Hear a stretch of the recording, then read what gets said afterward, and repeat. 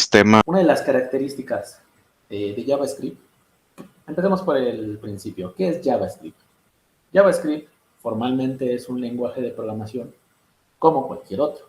No existe algo especial o diferente que haga JavaScript con respecto a cualquier otro lenguaje de programación que ustedes conocen. Del lado del cliente, JavaScript realmente está muy limitado porque solo puede trabajar sobre el navegador. Es por eso que existe muchísimo esta mancuerna de HTML, CSS y JavaScript, y muchas veces se tiende a entender que son uno solo. Muchas veces tenemos HTML, significa que vamos a tener JavaScript, y JavaScript tenemos CSS. Esto es del lado del cliente. Del lado del servidor, las cosas cambian. Todas estas tecnologías nuevas, bueno, no tan nuevas, pero recientes, que se empezaron a desarrollar de Node.js, por ejemplo, ya nos permite tener un lenguaje de programación con toda la formalidad que ustedes podrían entender. Ya nos permite hacer uso de los recursos del navegador, hacer uso de los recursos del procesador, hacer uso de los recursos del sistema de archivos. Todas estas arquitecturas ya no las permitirían del lado del servidor. Ahorita del lado del cliente tendemos a pensar que HTML, CSS y JavaScript siempre van juntos. No es así. JavaScript es un lenguaje de programación que, como bien lo dice su nombre, es un script, donde desarrollamos nosotros sentencias y un intérprete las va ejecutando. Es un poco diferente al concepto de un lenguaje de programación interpretado versus un lenguaje de programación compilado. Como ya muchos de ustedes conocerán, ciertos lenguajes son compilados. La compilación significa que pasa por un proceso de tratamiento interno en la computadora para que pueda generar un resultado que se puede ejecutar en la máquina.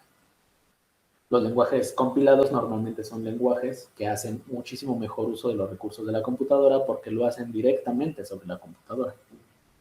Un lenguaje de programación interpretado va escribiendo sentencias una a una y las va ejecutando en tiempo real. No hace una revisión de todo el código, sino en el momento que ejecuta una, da un resultado. En el momento que ejecuta otra, da otro resultado. ¿En qué punto se encuentra entonces JavaScript? JavaScript se encuentra del lado de los lenguajes interpretados. Tiene una pequeña máquina que se encarga de ir leyendo poco a poco las sentencias de JavaScript y las va ejecutando en la computadora. En el caso de JavaScript, nuestro intérprete formalmente va a estar integrado en nuestro navegador. El navegador es el que tiene las sentencias de JavaScript, el que tiene el intérprete de JavaScript y los va generando. Es por eso que es limitado del lado del cliente. Del lado del cliente no vamos a poder abrir una imagen, del lado del cliente no vamos a poder insertar en las bases de datos, del lado del cliente no vamos a poder generar archivos que no sean fuera del local storage.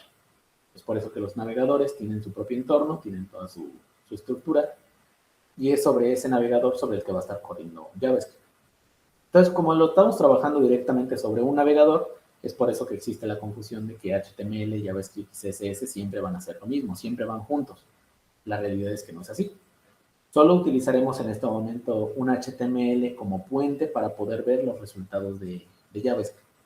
Existen algunos plugins en Visual Studio Code que nos permiten saltarnos la parte del navegador y poderlas verlas en consola. Ahorita, para fines de mostrarles las herramientas de desarrollo en un navegador, vamos a utilizar este puente a través de una página de HTML. ¿Qué es lo que va a contener nuestra página de HTML? Realmente va a ser súper sencilla, solo va a tener las estructuras básicas. Una de las ventajas que tiene Visual Studio Code, como muchos otros IDEs de desarrollo, es que tiene la parte del autocompletado. Escribo una sentencia y con tabulador yo puedo autocompletar, el IDE me autocompleta, no tengo que estar escribiendo todo el tiempo lo mismo.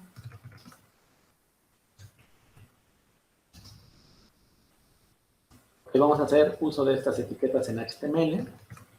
Les recuerdo que ahorita no es muy importante ver lo que es el HTML, solamente lo utilizaremos como puente. En el módulo para conocer lo que es el DOM, ya estaríamos trabajando un poco en profundidad. Y por acá nos comentaron que hay dos compañeros que están tomando el curso de desarrollo web. Entonces ahí podrían complementar muchísimo más lo que es el desarrollo de un HTML en forma con un CSS en forma.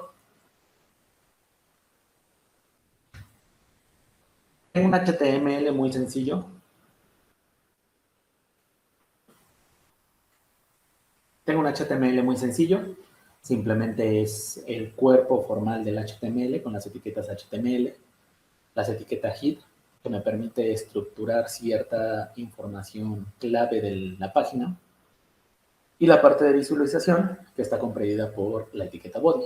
Todo lo que esté dentro de las etiquetas body en HTML es lo que se va a ver de cara, es lo que me va a permitir modelar la página web. Las etiquetas que por el momento nos van a interesar es la etiqueta de script. La etiqueta de script nos permite definir un bloque de código de algún tipo de lenguaje de programación de tipo scripting soportado por los navegadores. Y el más utilizado en el momento de actualmente es justamente JavaScript. Dentro de estas etiquetas vamos a poder nosotros definir un bloque de código de JavaScript que nos va a permitir hacer interacción con la página web que estamos desarrollando. Por el momento solamente lo voy a dejar así, lo voy a visualizar en la página, en el navegador. El navegador le voy a pedir que me abra el archivo index.html que he creado y podrán ver que en su pantalla simplemente tienen un primer ejemplo implementado JavaScript, que es lo que yo definí aquí en la introducción, en el cuerpo del body. Esto es todo lo que necesitamos para poder ahorita empezar a ver los conceptos básicos de lo que es JavaScript. Ahora, ¿cómo hago acceso a las herramientas de desarrollo? Las herramientas de desarrollo normalmente, si estamos trabajando en Windows y en Linux, los podemos acceder a través del botón F12.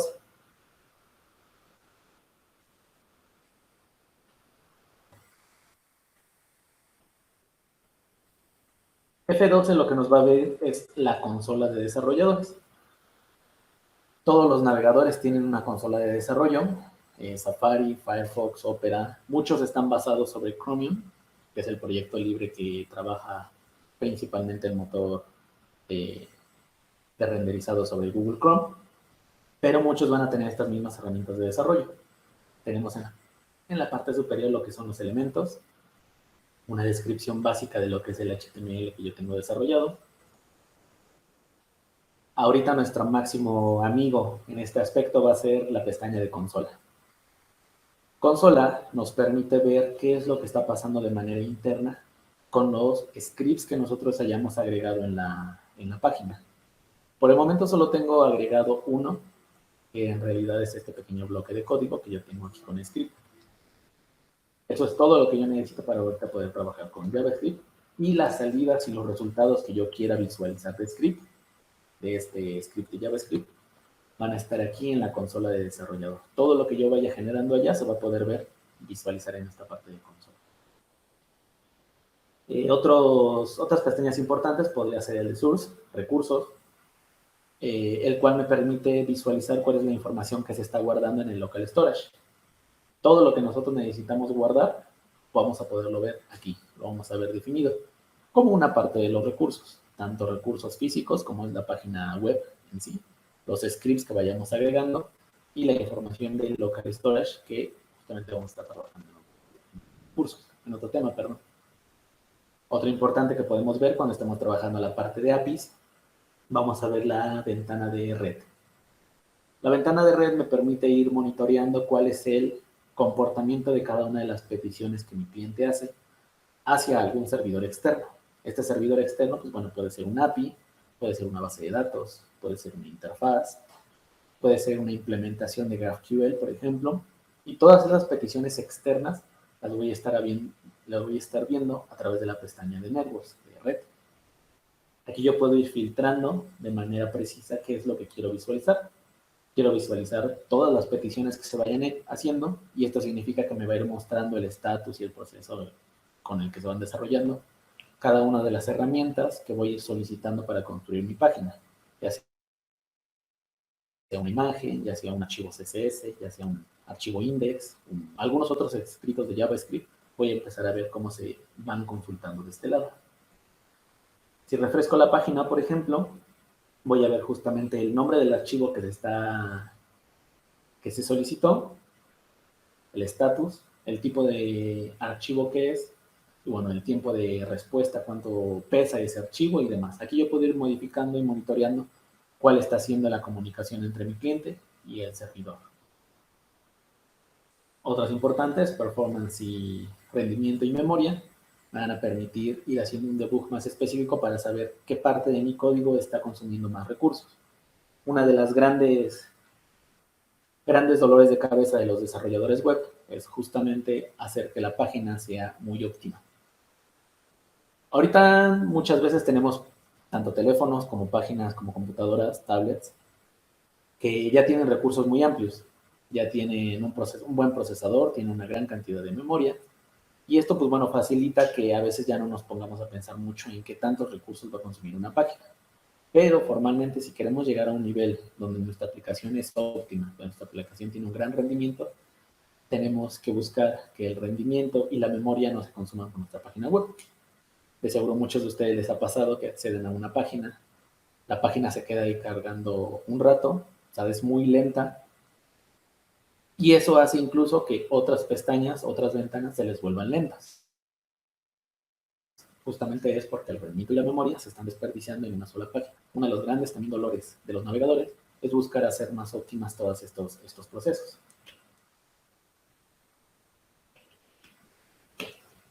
Bueno, estas serían las pestañas que estaríamos nosotros consultando. Ahorita en estos primeros ejercicios estaríamos viendo solo la parte de consola. El HTML no le vamos a hacer más cosa que esto, que lo que ya tenemos. Es todo lo que necesitamos. Vamos a empezar a trabajar sobre lo que es el código que va a estar comprendido dentro de este script. ¿Para qué estoy haciendo en este punto? Yo estoy agregando el código script dentro del HTML. O sea, solo se comprende de un archivo. Esto normalmente no es muy recomendable porque no hace fácil la lectura de un código que ustedes vayan a desarrollar. A lo largo del curso también estaremos viendo buenas prácticas de programación, cuáles son los buenos, no estándares, pero bueno, las nuevas normas de programación para hacer más fácil el desarrollo de un proyecto y hacer más entendible los códigos que se vayan desarrollando. Una de las primeras que podemos ir viendo es poner tal cual el código scripting dentro del HTML. No es lo recomendable, por ahorita solo les mostraré para que vean que es un método, pero bueno, no es lo más recomendable. Ahora, vamos a poner el clásico hola mundo. ¿Cómo sé yo que mi código JavaScript se está ejecutando? En JavaScript existe, y bueno, en general en el desarrollo web, existe algo que se llama el ciclo de vida del código. El ciclo de vida del código comprende desde el momento en que nosotros escribimos una sentencia hasta que la computadora, en este caso el intérprete o el motor de renderizado, lo interpreta. A lo largo de todo este proceso va haciendo un caminito puntual para que vayan implementando cada una de las sentencias que se van desarrollando. ¿Cuál es el ciclo de vida de un pequeño código que nosotros vamos a poner ahorita? En cuanto la página se carga, automáticamente se ejecuta. Entonces, ¿cómo sé yo que el código ya se está ejecutando? En el momento en que la página hace un refresh, en el momento de que la página se carga, en ese momento ya se ejecutó el código. Por el momento no tenemos nada en el código, por eso no se ve ninguna salida, pero hasta este punto, desde que nosotros cargamos y la página termina de cargar, el ciclo de vida del código ya finalizó. Pues, ¿cómo podemos ver una pequeña salida? Pues, bueno, otro de nuestros grandes amigos a lo largo de este curso va a ser la sentencia console.log. Console.log es una herramienta ya nativa dentro de JavaScript. En cualquier implementación de JavaScript lo van a encontrar. Y es en realidad un pequeño objeto. Un pequeño objeto que nos va a permitir dar sentencias con un propósito en específico solamente para que podamos verlo en la consola. Console, pues bueno, literalmente es consola, es el que nos permite controlar la información que se va a visualizar en la consola en las herramientas de desarrollador. Y bueno, a partir de ahí podemos ir generando diferentes implementaciones de ese console. Si yo pongo un log, simplemente me da una salida. Si quiero establecer un error, que me vaya directamente a la sección de error, lo puedo poner con console.error. Si quiero emitir una alerta de advertencia, tengo el objeto, tengo la implementación de warn. Y después simplemente puedo poner aquí un texto.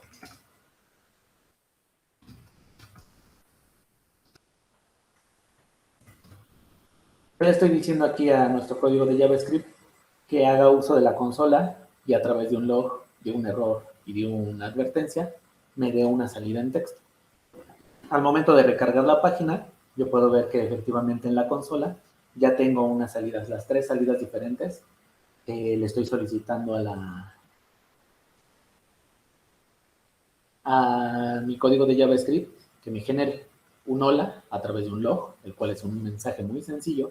Normalmente lo vamos a utilizar para conocer cuál es el estado de una promesa, conocer cuál es el valor de una variable, conocer cómo terminó una llamada de HTTP hacia algún servidor. Simplemente es una salida en la consola, es un texto que me va a representar algo. A través de la sentencia console error, puedo generar errores que no tanto es un error real, sino simplemente es una salida en consola que me permite visualizar concretamente que es un error. Las herramientas de desarrollo por defecto ya me lo ponen con un tachecito en un color rojo, me lo hace más visible, y entonces en ese momento yo ya detecto fácilmente que esto es un error. Si tengo una advertencia, pues bueno, me lo pone de color amarillo, en el cual me especifica dónde se generó la advertencia, para que yo pueda ir haciendo un debug muy sencillo, muy básico, de lo que se fue generando en el código HTML, en el código JavaScript. Es súper sencillo, esto es prácticamente lo que vamos a estar haciendo todo, y con esto, si ya lo están realizando ahí en sus computadoras, esto realmente es su primer código en JavaScript. Es súper sencillo, es súper fácil de desarrollar, y aquí podrán entender por qué JavaScript es uno de los lenguajes más usados en el mundo. JavaScript no necesita hacer la implementación de todo un entorno de desarrollo como podría hacerlo C#. Yo necesito tener toda la infraestructura de desarrollo de C# para poder empezar a desarrollar en C#. No necesito la máquina virtual de Java, no necesito el JSDK de Java para poder empezar a hacer la implementación de JavaScript.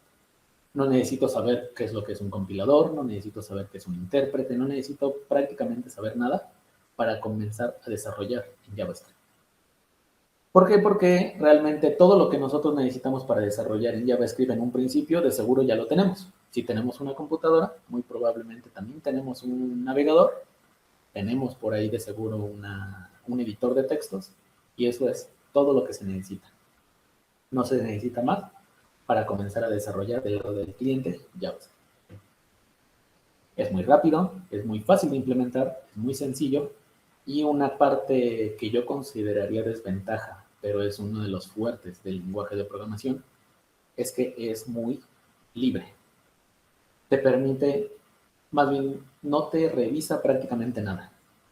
Si tú lo pones de cierta forma, como de cierta forma lo va a ejecutar. No tienes que preocuparte por tipos de datos, como por ejemplo podrías hacerlo en C# o en C o en Fortran, por ejemplo. No te necesitas preocupar de cómo lo estás definiendo y cuál va a ser el resultado, no necesitas saber nada de eso, simplemente necesitas comenzar a tirar código. Entonces es un lenguaje muy sencillo de implementar.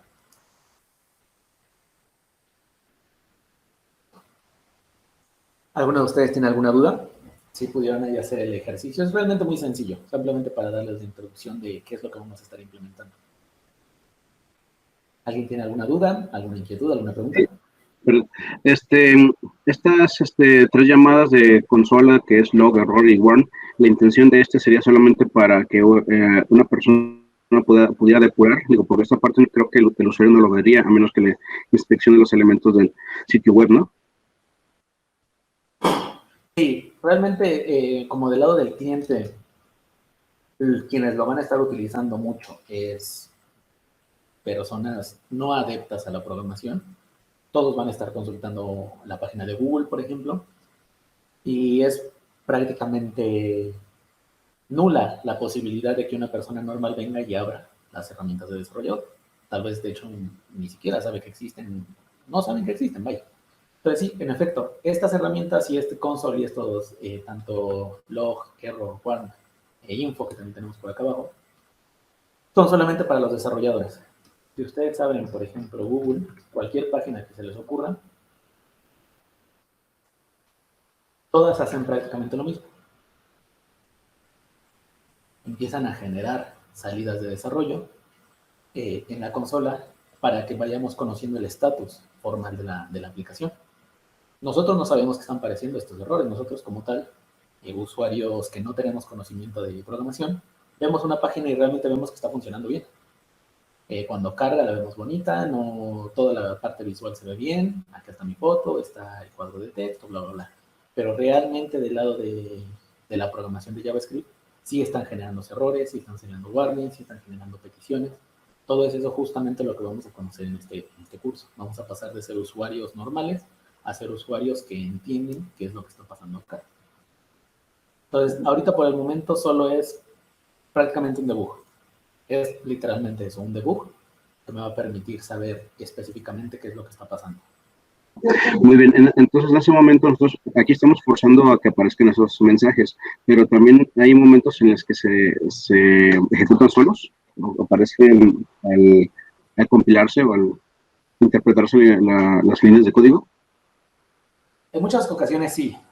Esto depende mucho de cómo fue o qué se esté haciendo. Por ejemplo, por defecto el navegador ya tiene ciertos errores, pero son parte del navegador. O sea, aquí lo que quiero diferenciar es que una cosa es JavaScript como el lenguaje que nosotros estemos metiendo en la página, y otras son los eventos que están pasando dentro del navegador.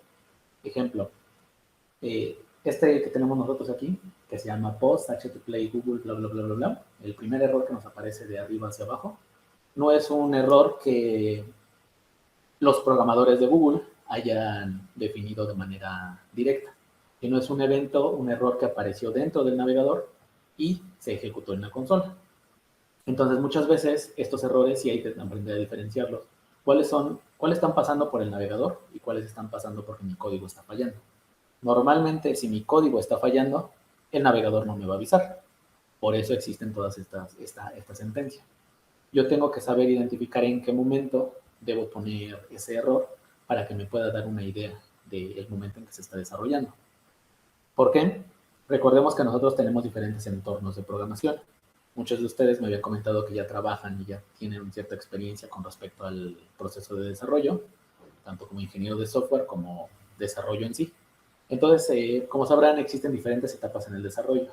La etapa de desarrollo, la etapa de pruebas, la etapa de puesta en producción. Cuando llega a producción, nosotros tenemos que asegurarnos que estos logs que dan información adicional de la plataforma no llegan. Entonces, por ahí podemos hacer unos truquitos de saber que si está en el entorno de producción, estos debugs no van a salir, pero si estoy en el entorno de pruebas, sí van a salir. Entonces, normalmente los tendremos que poner nosotros. Sí hay algunos por defecto que se van a ejecutar, pero son propios del navegador, no son propios de la aplicación. Por eso les comento que estos van a ser como nuestros grandes aliados. Si queremos saber qué es lo que está pasando en nuestro código JavaScript, necesariamente vamos a utilizar el console. Console log, console error, console one, console info y otros objetillos que tenemos por ahí de console. Ok, muy bien. Otra pequeña duda que tengo también. Habíamos hablado de la implementación de rendimiento de aplicaciones, de que se consume el procesamiento en una sola sentencia o función, ¿no?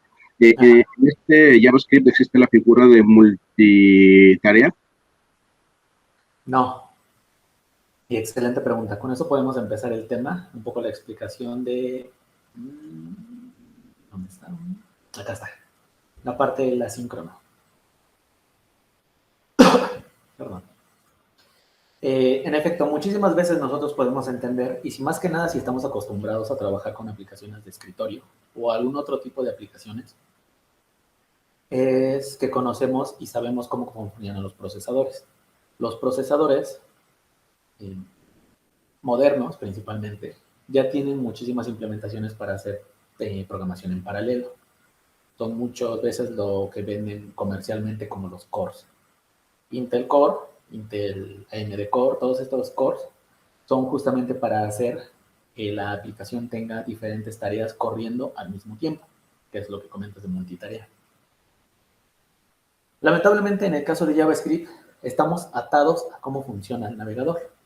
Nosotros no podemos agarrar y pedirle a cualquier otro programa que nos ejecute un código script de JavaScript del lado del cliente.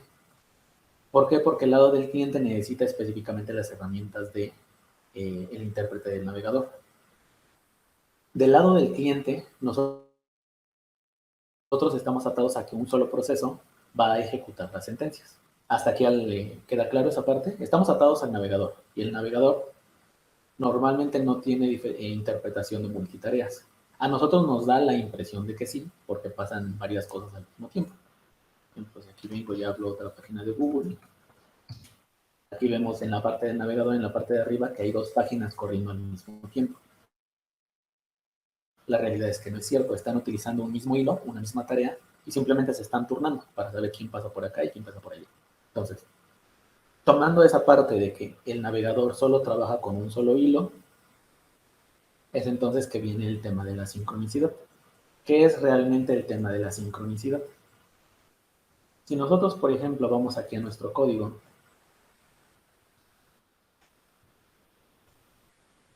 voy a hacer simplemente la implementación de un 1, bueno, de un número.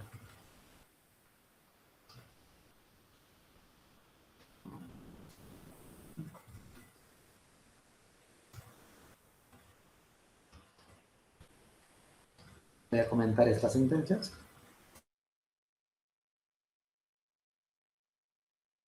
Y voy a ejecutar mi código.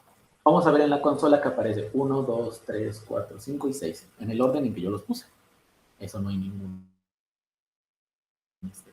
no hay ninguna, nada raro, vaya, es lo que esperábamos que pasara, porque apareció 1, 2, 3, 4, 5 y 6.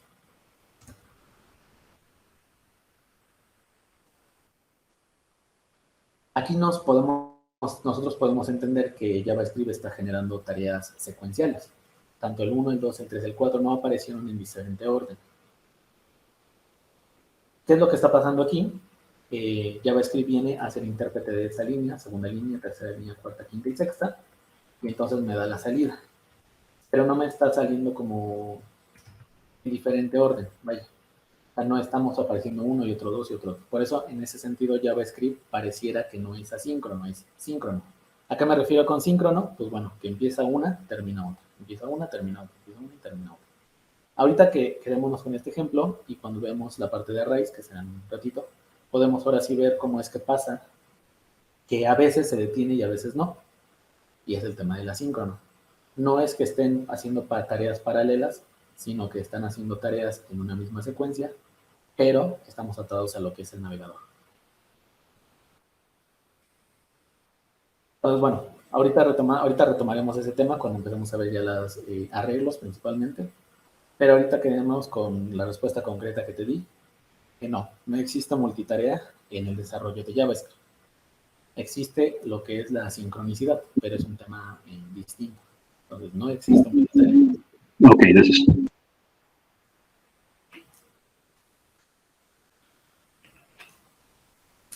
¿Alguna otra duda? ¿Alguna otra pregunta?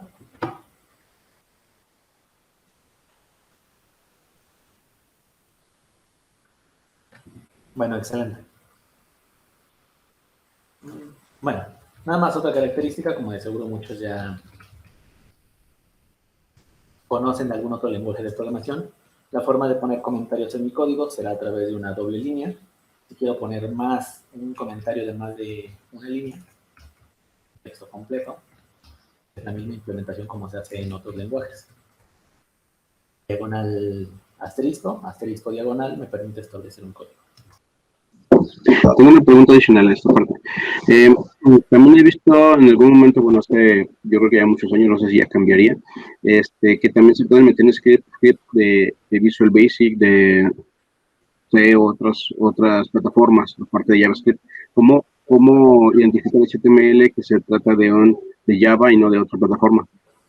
Ok, excelente pregunta. Por defecto, o bueno, más bien aquí hay algo interesante que hay que comentar.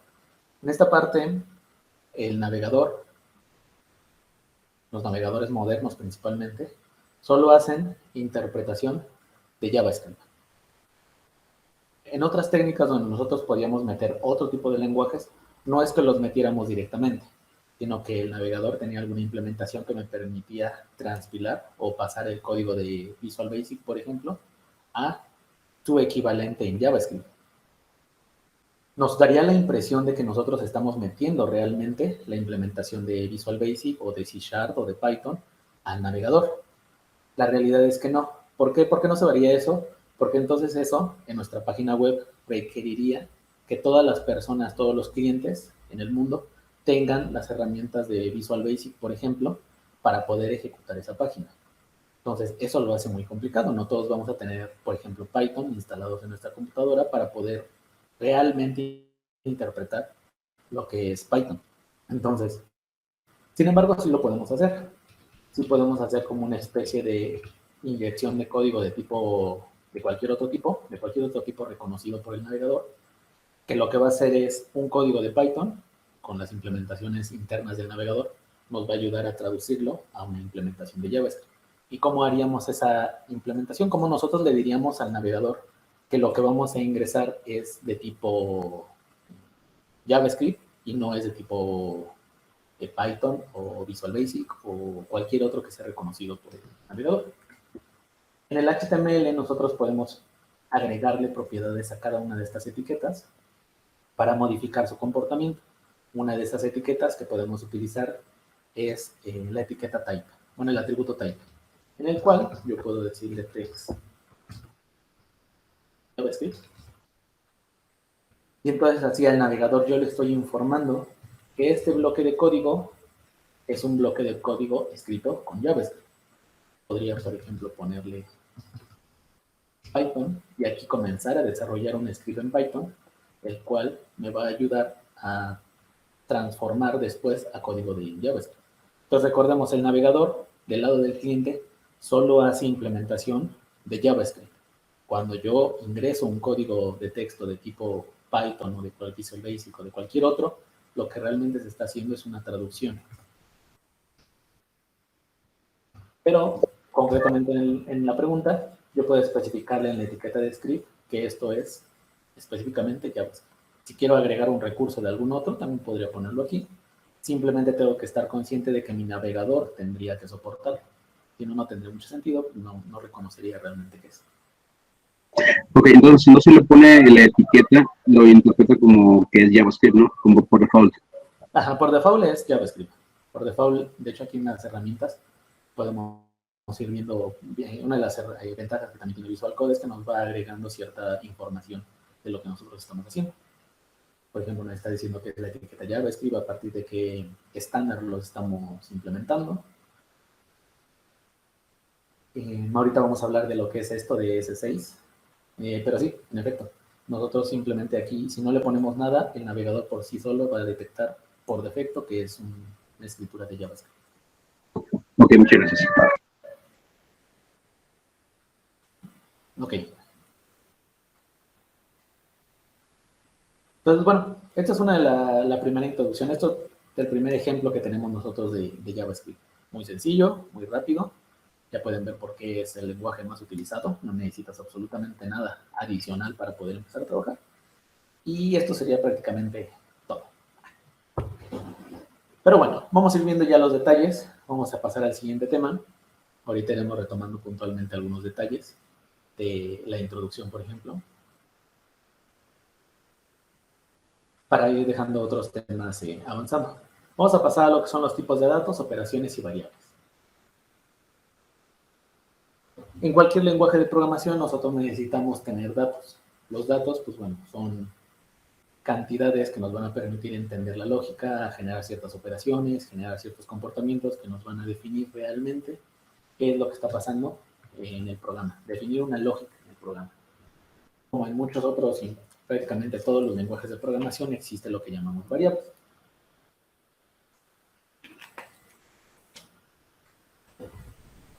Las variables son simplemente una referencia hacia el lenguaje, una referencia hacia el compilador, bueno, el intérprete en este caso, que nos van a almacenar un dato.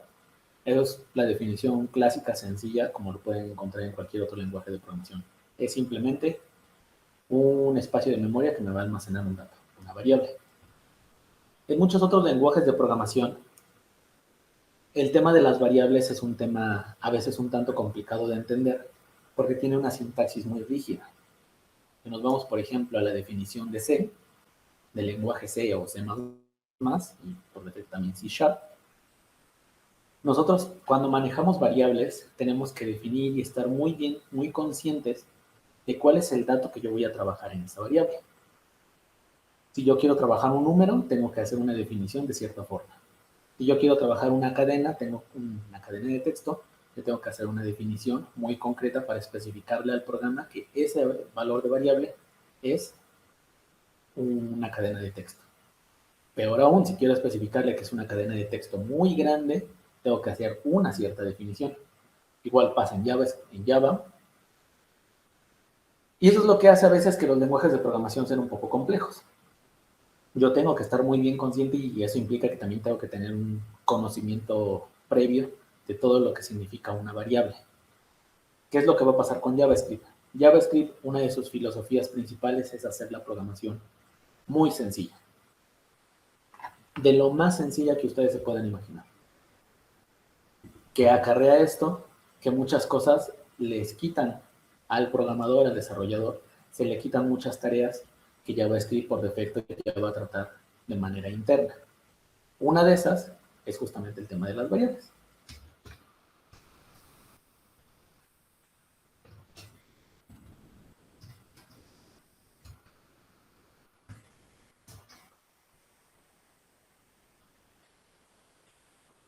JavaScript es un lenguaje que se conoce como débilmente tipado.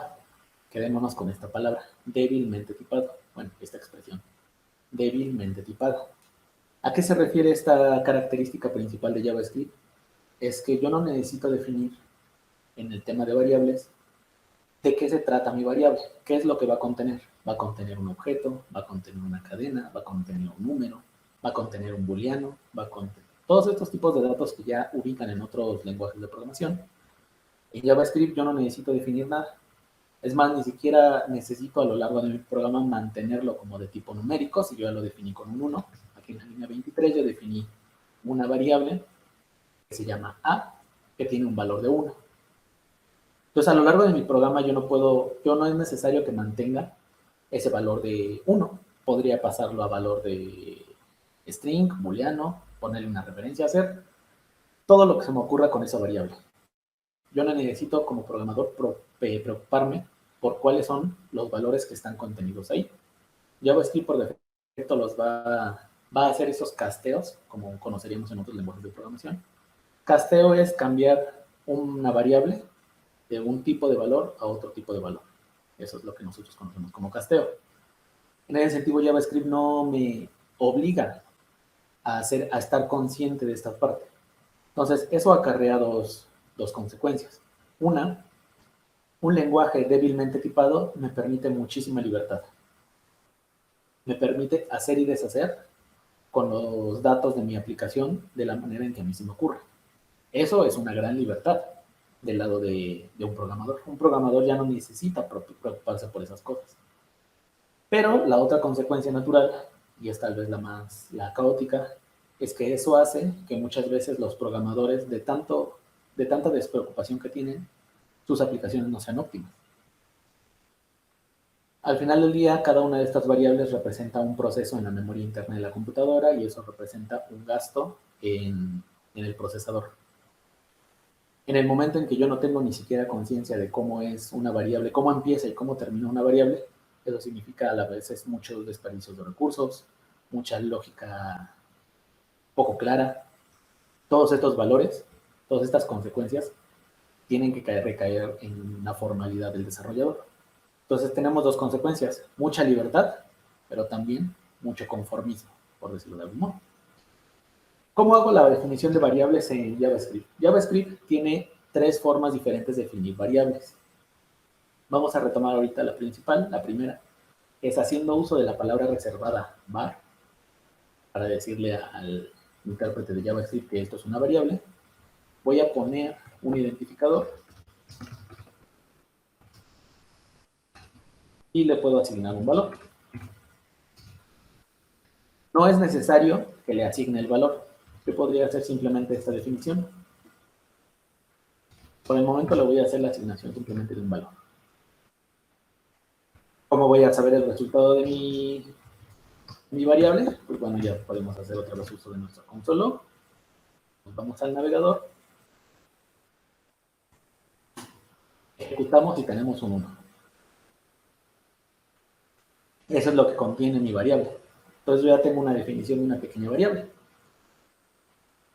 Todo lo demás que ustedes conocen de variables en otro lenguaje de programación es prácticamente lo mismo. Tengo una variable, lo puedo sumar, le puedo restar, lo puedo cambiar, le puedo aplicar división, todo eso aplica perfectamente aquí. Vamos a ir viendo los tipos de variables que existen, los primitivos, los más básicos, que son prácticamente los mismos que ya conocen en otros lenguajes de programación. Aquí voy a poner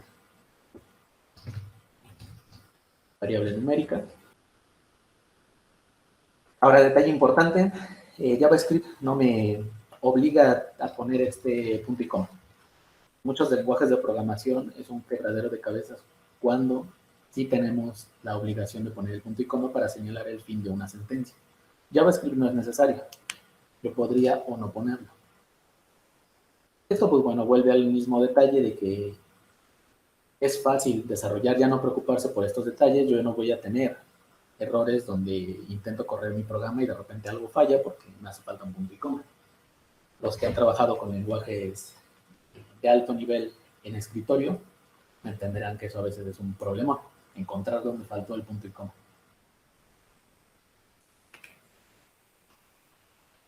En el caso de JavaScript, no. JavaScript no me obliga a poner el punto y coma. Yo suelo ponerlo por formalidad. Aquí tenemos la definición de diferentes tipos de datos. Tenemos un numérico, tenemos una cadena, tenemos un booleano, tenemos un valor nulo.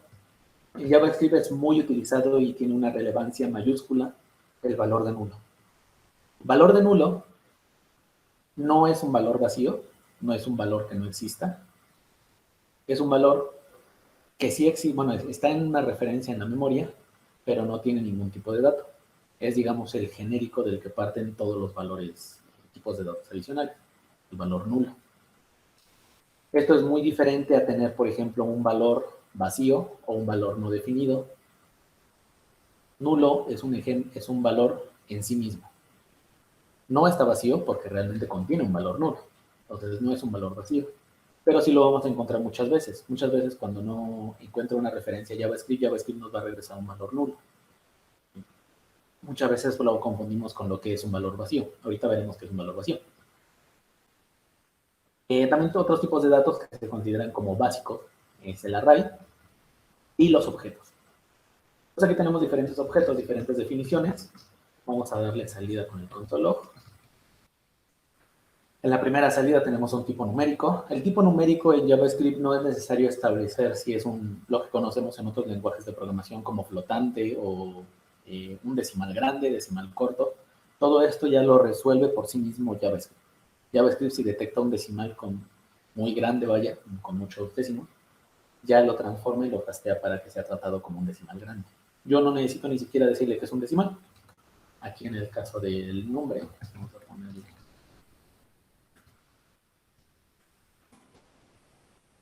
es un decimal, vamos a poner un valor muy grande.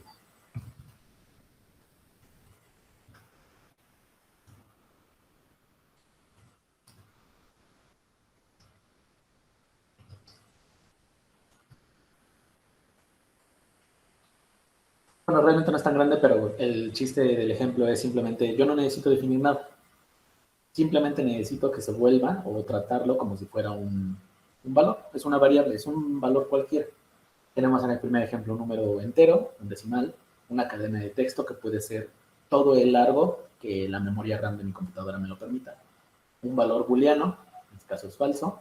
Un valor nulo, que es el que los comentaba hace un rato. La definición de un arreglo y la definición de un objeto. En cuanto a la definición de un arreglo y un objeto, me gustaría que noten que el debug, el navegador por sí mismo, me da información adicional. Aquí en el caso del arreglo me proporciona algo que se llama una propiedad, es una propiedad de este tipo de datos, que se llama length.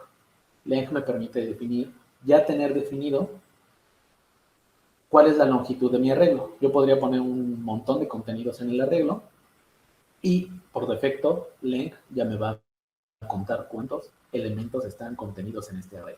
En el caso del objeto, pues no tiene la propiedad length, pero sí tiene otras. Entonces, esta es la definición de un objeto. Otra de las características que van a estar utilizando mucho es saber de qué tipo de dato es esta variable.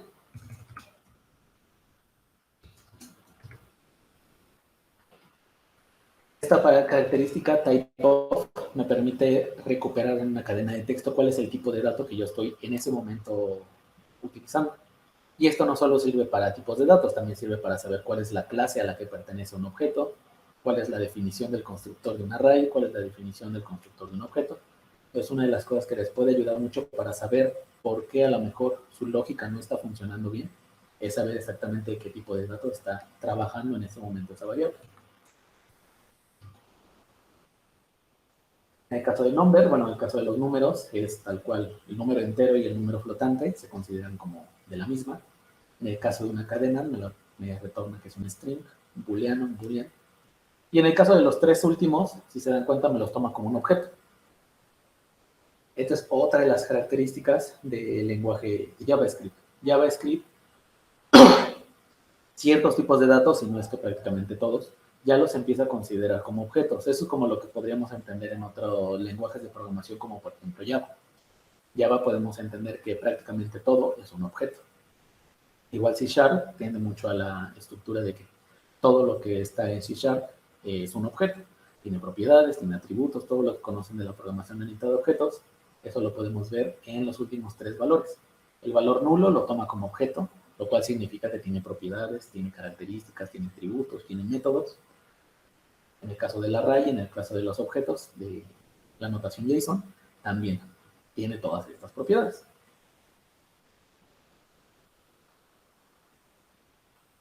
Entonces, ¿qué pasa si, por ejemplo, al número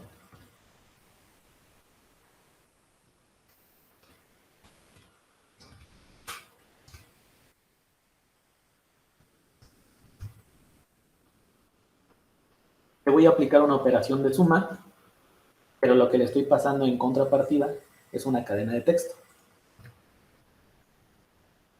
¿Qué es lo que pasa? Todo me lo convierte en una cadena. Si se dan cuenta, la salida en el console log de la cadena es igual al tipo de salida que me dio mi último log, que es muy diferente al tipo de salida que me está dando en el tipo numérico. Entonces, ¿qué podemos ver de esto? Que todas estas definiciones de tipo de datos no me tengo que preocupar por ello. No tengo que estar al pendiente de si estoy sumando una cadena y estoy sumando una cadena de texto, qué significa sumar un número y una cadena de texto, qué significa sumar dos objetos. Todas estas implementaciones JavaScript las resuelve internamente. Entonces no tengo que estarme preocupando por esa parte. Vuelvo a lo mismo. Esto tiene ventajas y desventajas. La ventaja es que es un lenguaje muy, muy libre.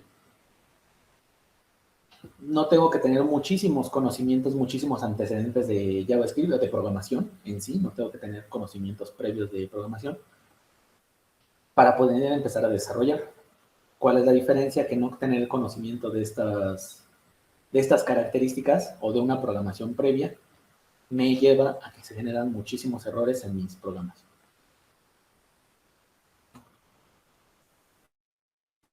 ¿Alguna duda, alguna pregunta sobre esto? ¿Hasta aquí?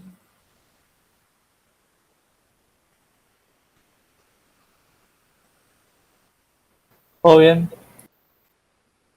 Ok, Ángel, platícame qué diferencias ves por acá con estos tipos de variables.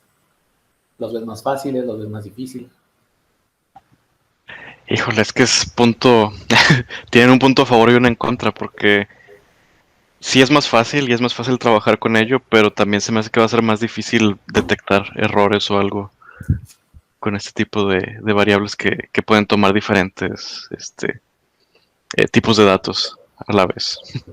Sí, correcto. Le diste algo muy importante con respecto a Java.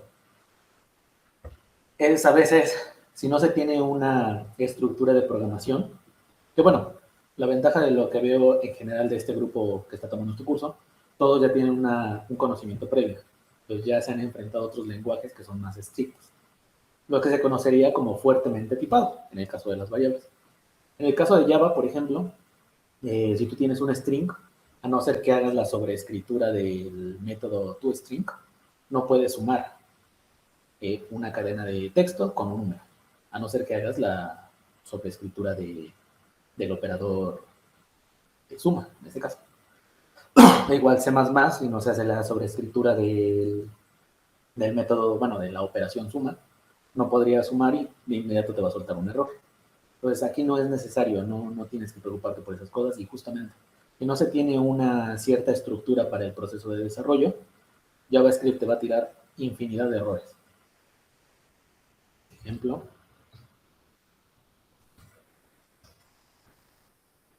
¿Qué pasa si utilizo el var null y lo sumo con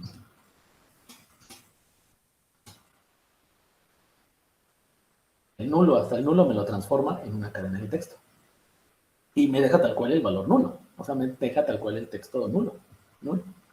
Entonces, si yo no tengo conciencia de qué estoy haciendo ahí, si simplemente estoy tirando código así, por decir, la verdad es que sí, te da muchísimos errores. Es muy libre, pero sí te llega a dar a veces muchísimos errores. Y a veces son complicados de encontrar. Cuando ya tenemos un código muy grande, donde empezamos a saltar de valor y valor y valor, principalmente también cuando mezclamos clases, intentamos hacer este tipo de juegos y nos da errores. O no nos da lo que queremos, lo que estamos buscando, porque no tenemos también justamente orden en esta parte.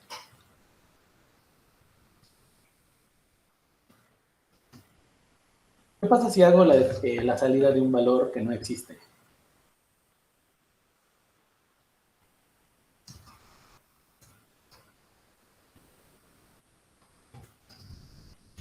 Si se dan cuenta, yo no tengo la definición de algo llamado var, no existe. Tengo la definición acá arriba con mi palabra reservada var, de un número, de un decimal, una cadena de texto, un booleano, un objeto nulo, bla, bla, bla. Pero yo no tengo un valor de nulo, un valor que se llame var no existe.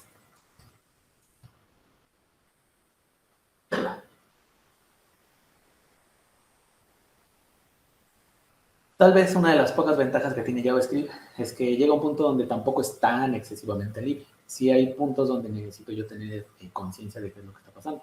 En este caso, esta salida, pues bueno, me dice que el valor no existe, no existe. ¿Okay? Sí me va a ir cuidando en esta parte porque yo no tengo aquí la definición de un var, no existe. Si yo pasara acá arriba y le pongo var, no existe, sin nada, se van a dar cuenta de que el valor sí está definido, o sea, la variable sí está definida. No me tiró el error de no está definido, como en el caso anterior, pero ahora me dio algo llamado undefined. El contenido de la variable no está definida, prácticamente es justamente eso, no está definida, undefined. Entonces, esto es un valor muy distinto a lo que yo puedo tener del nulo. Undefined significa que esa variable no está definida en ningún aspecto. No está definida en su contenido, no está definida en sus propiedades, no está definido en su valor, no tiene ninguna definición. Sin embargo, el valor nulo sí está definido, porque sí es un objeto, sí tiene propiedades, no es un valor vacío, pero no contiene nada. Es un concepto un poco extraño. Entonces, también tengamos en la mente de que existen valores vacíos, pero existen diferentes tipos de vacíos. Vacío no definido, vacío nulo, vacío vacío, que vamos a ir trabajando ahí a lo largo de los métodos.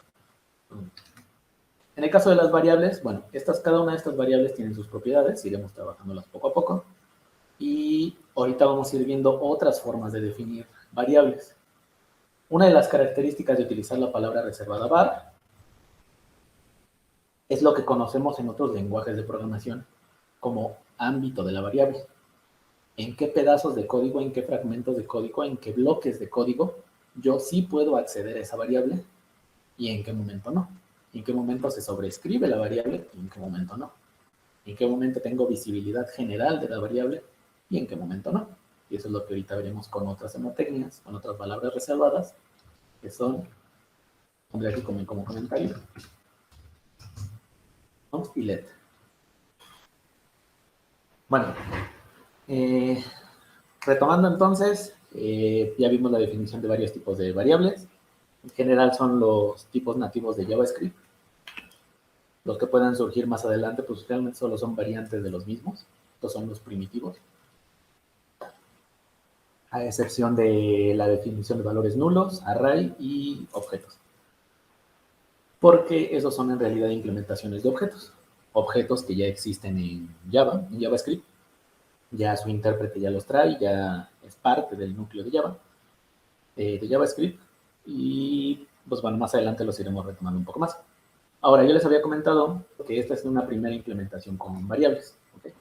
Tengo aquí la variable, la palabra reservada var, que me va a permitir especificarle que voy a hacer la definición de una variable, un identificador, var num, var de, var string. Es simplemente un nombre que yo le voy a poner a mi variable y la asignación de un valor. En este caso puedo no asignárselo. Si se lo asigno, va a tomar el tipo de dato que esté definido en ese momento. Si no lo hago, como en el caso de la línea 38, donde tengo var no existe, va a ser la definición de la variable, pero no va a tener una definición como tal. Entonces, el resultado me va a regresar un undefined. Ya vimos el operador typeof. ¿Qué pasa si yo hago la suma de variables? Me hace un casteo implícito y ahí por ahí me ayuda él mismo a resolver ese tipo de detalles. Y bueno, hay algunos errores donde ya vimos, donde necesito yo tener consideración de que hago la definición de una variable para poder o no tomarla en cuenta. Ahora, ¿cuál es la otra de las grandes características de JavaScript? Es que nuestra página web se puede componer de n cantidad de bloques de código. Yo ahorita solo tengo un bloque de código definido por las líneas 19. Entonces, si le digo que este es el único bloque de código que existe, este único bloque de código es todo lo que ahorita ya tenemos definido y es el único que puede existir hasta el momento. ¿Qué pasa si yo en otro bloque de código, no el mismo, sino algún otro, yo quiero hacer uso de la variable var_new? ¿Puedo hacerlo o no puedo hacerlo?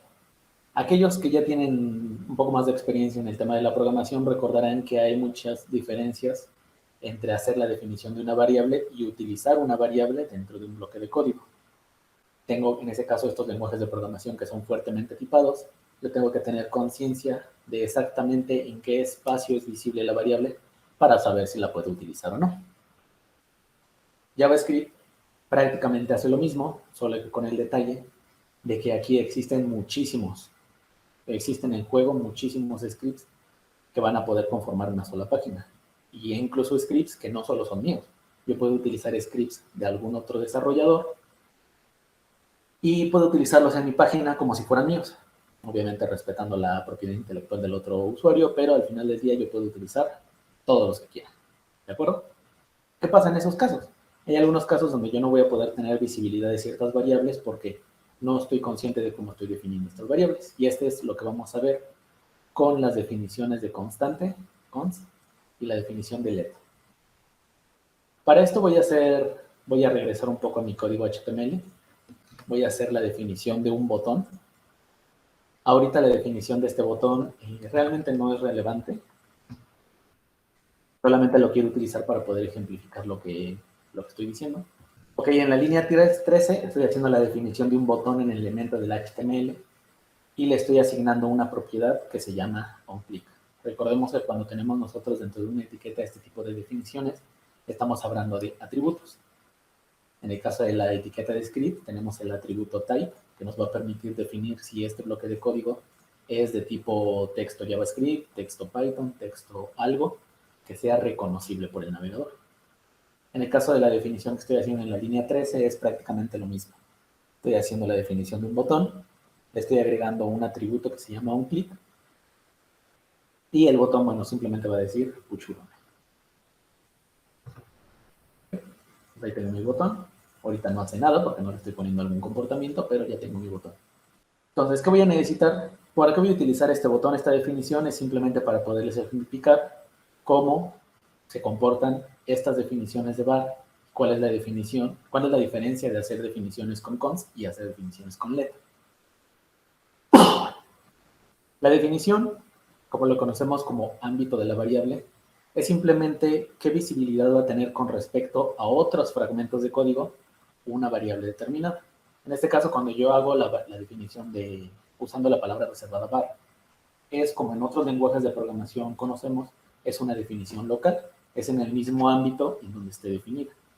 ¿A qué me refiero con ámbito? Pues bueno, todo lo que esté definido dentro de las etiquetas script van a poder hacer uso de estas definiciones, en este caso.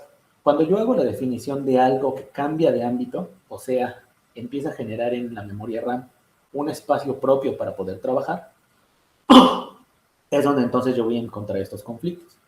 Ejemplo. Ahorita esta definición la haré rápido, no nos detendremos mucho a ver cómo es una definición de una función y esto. Eso lo veremos un poquito más adelante, pero simplemente es para poderles explicar esto.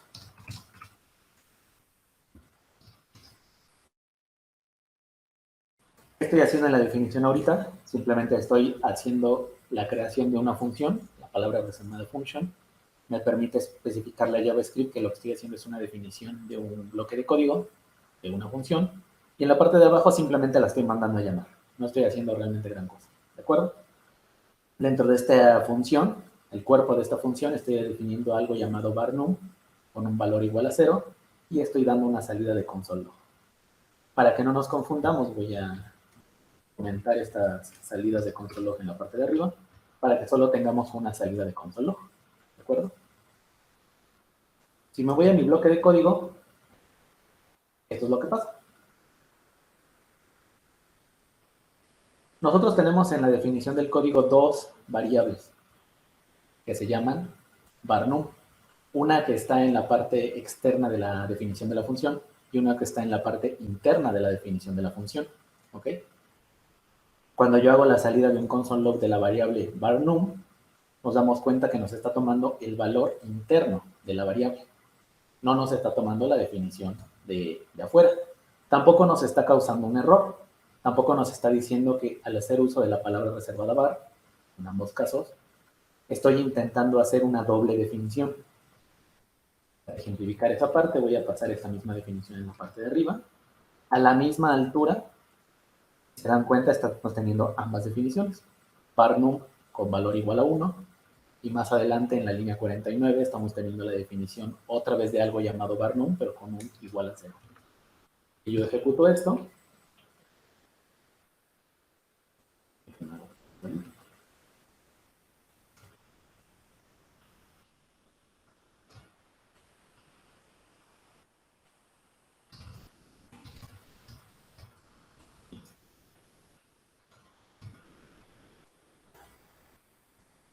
Se dan cuenta que estoy sobreescribiendo, estoy haciendo como una definición, una segunda definición de la variable var_num. Tengo dos definiciones, pero al final el que me está tomando en cuenta es el del valor 0. Entonces aquí solo existe una variable de var_num.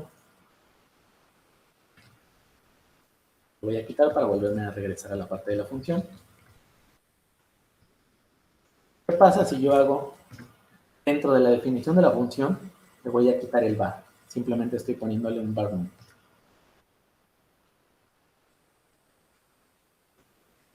Me está tomando el valor de 0. ¿Por qué? Porque me está tomando el valor o la definición de un var arriba. Habíamos visto hace rato que si yo ponía simplemente var_num con valor igual a 0, me lo tomaba como un error, porque no encontraba qué es lo que yo quería definir en la variable de var_num. Aquí no me lo está tomando en cuenta, aquí me lo está definiendo como tal, como existe en la definición. Entonces, este valor de script que tengo acá existe en todas las variables que están definidas dentro de este código. ¿Qué significa? Que yo dentro de esta función y cualquier otra función que quiera definir, voy a tener el mismo ámbito. Está dentro de la misma definición. ¿Qué pasaría si yo hago una segunda definición? Estoy haciendo un segundo bloque. En la línea 19 tengo todo el bloque primero y aquí en la definición tengo un segundo bloque.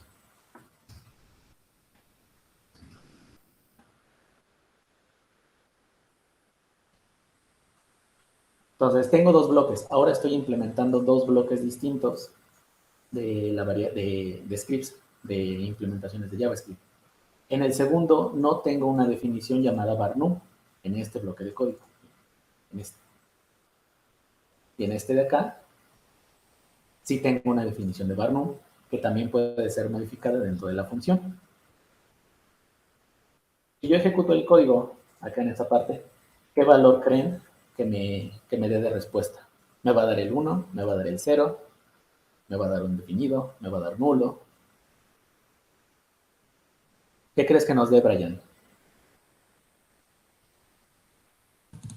Indefinido. Ok, vamos a ejecutarlo. Tengo un doble console log, pero sí me lo tomo en cuenta. Ok.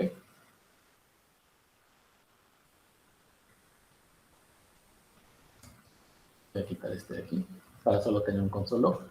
Pero nos damos cuenta que sí lo tengo. Sí tengo una definición.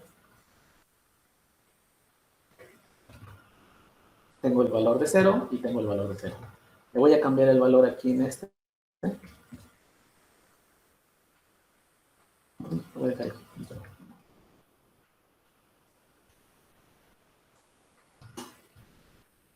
Para que sea un poco más claro, voy a comentar. Voy a poner.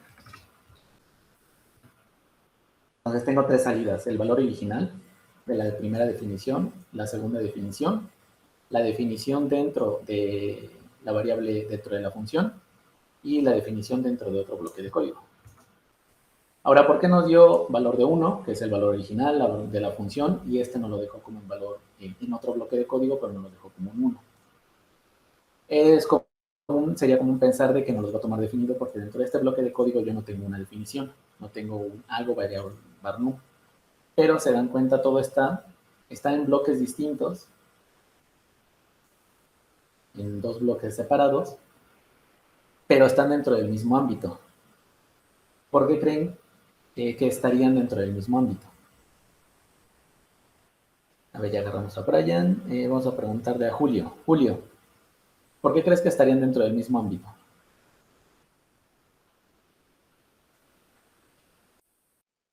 Pues yo creo por estar en el mismo archivo, digamos, del HTML.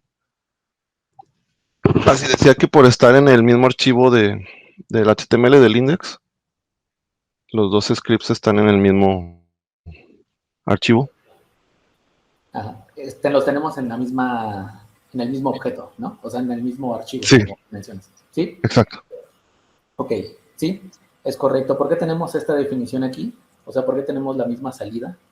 Porque tenemos un mismo archivo. O sea, tenemos esta misma estructura que están compartiendo todos, el mismo espacio de memoria. Entonces yo puedo modificar, en el caso de la variable aquí estoy utilizando la variable porque solo existe dentro de esta definición una función que tiene esa implementación.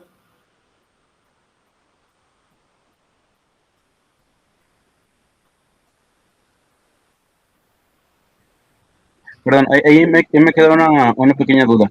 ¿Por qué estoy diciendo 0 si en la primera, en la original, se estableció un 1? Digo, en la función, pues queda claro porque es hasta que se da un clic, ¿no? En el botón. Pero en el segundo, ¿por qué marca 0? En la segunda salida. Sí. En esta. Ah, ok. Justo iba para allá. Por eso hice esta cambio aquí. En el de barra. Cuando yo lo tengo así, JavaScript está buscando entre todo el ámbito de la página, la definición de algo llamado var_num. Si lo encuentra, hace uso de eso porque está dentro del mismo ámbito, como justamente nos comentó Julio.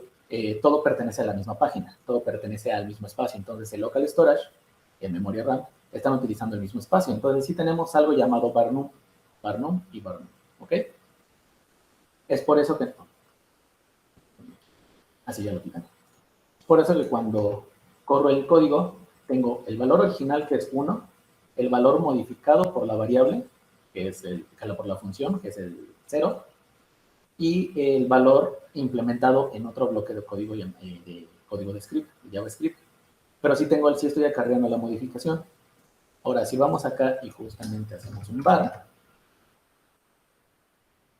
en la salida, ¿cuál creen que sea el resultado?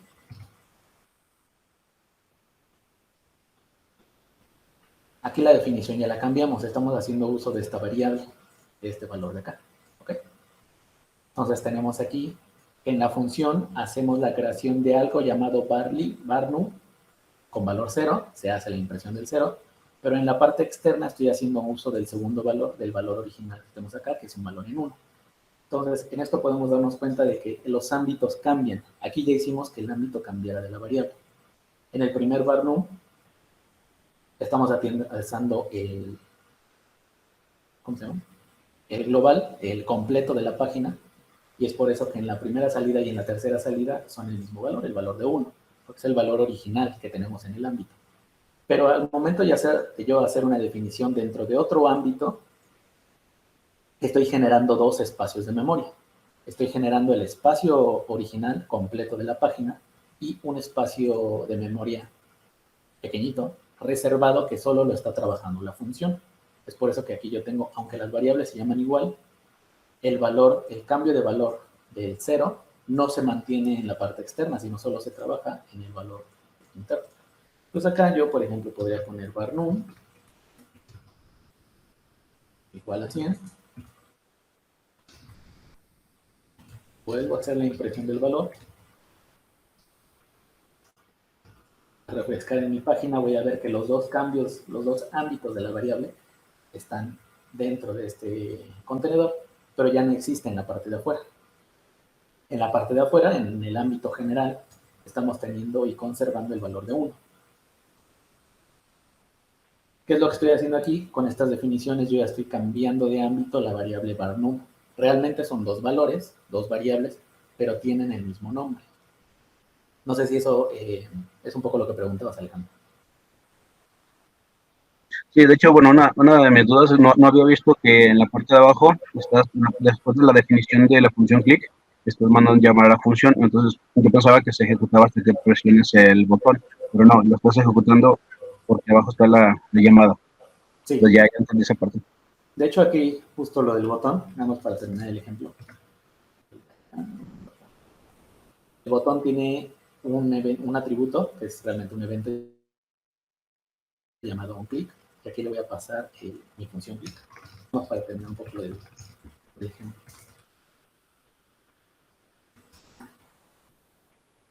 Entonces, nada más para cerrar el ejemplo, la definición de esta función se va a ejecutar ya más cuando yo le pongo en cuchurra. Hay un conflicto con la palabra reservada click. Click es un evento dentro del HTML que tiene un valor. Entonces, al hacer yo la definición de algo llamado click, no entendía si lo estaba tomando del HTML o lo estaba tomando de mi JavaScript. Ahorita ya con este botón, bueno, con ese cambio, ya le estoy especificando de manera explícita, que estoy haciendo uso de mi función llamada clickB, que es click botón. Pues ahora sí, cada vez que yo puchute aquí el botón, se va a ejecutar el contenido de la función. Entonces, ¿qué es lo que está pasando? Ya tenemos nosotros una definición, ya tenemos dos ámbitos. Aquí tenemos que estar muy conscientes de dónde está el ámbito de la función. Ahora, ¿en qué papel aparece el const en el left? Bueno, en el caso del const es muy sencillo.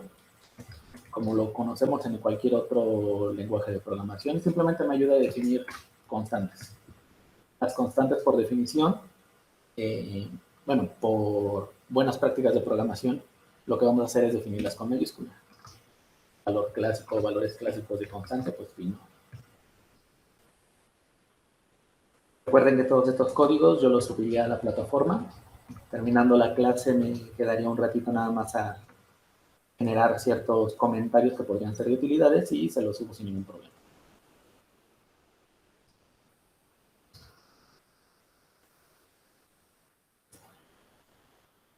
Entonces ya tengo yo la definición de constantes, como bien les comentaba, las constantes simplemente es un valor ahí ya predefinido, característica de, bueno, vamos a ir haciendo la salida.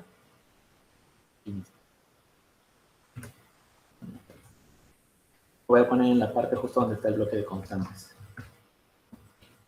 Valor de pi, valor de name, valor de curso. Esto creo que es muy sencillo de entender, simplemente es un valor que va a estar ya predefinido. Tenemos valor de pi, el valor de nombre y el valor del curso. ¿Qué pasa en este sentido si yo intento modificar el valor de pi?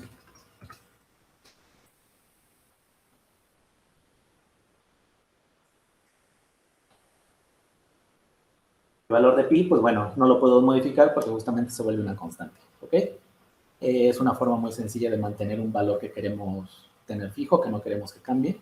Normalmente se utiliza a lo mejor para generar tokens o para generar valores muy específicos. Los vamos a tener disponibles en este sentido con la variable constante. Vamos a evitar que se cambien porque el intérprete no los va a impedir. Aquí yo intenté hacer la modificación de una constante llamada pi. E intenté asignar un segundo valor que es 0 y el navegador por defecto pues, me lanzó un error. La asignación de la variable es incorrecta. Bueno, no se puede asignar la variable constante. Entonces creo que es muy sencillo. El siguiente más importante, bueno, el siguiente que es interesante es ahora sí el valor de let. Vamos a cambiarle aquí mi nombre. Ya vimos que yo aquí dentro de la función ya generé un ámbito, un segundo ámbito, un ámbito completamente distinto.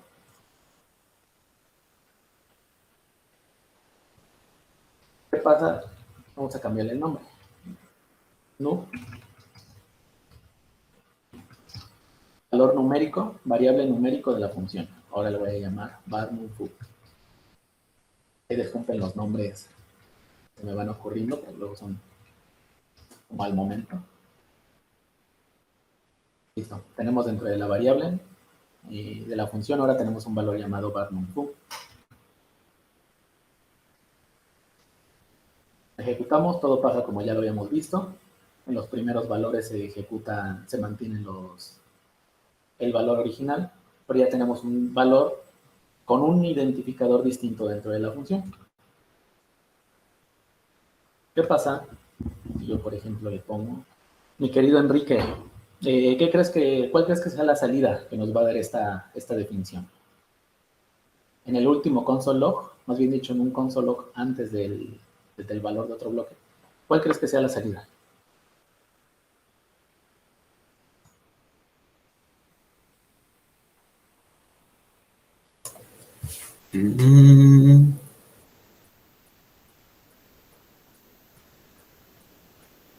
Joder. Aquí recordemos que var, ahorita les cambio el nombre porque eso de andar pronunciando como estilo chino, pues no aplica. Pero esta definición, el var, lo tenemos en la parte de arriba. Y estoy intentando acceder a ese valor, pero ahora desde afuera de la función. Este valor existe, no existe, nos va a dar 100, nos va a dar un define, nulo.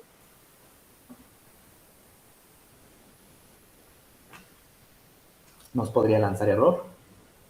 ¿Qué dicen el resto?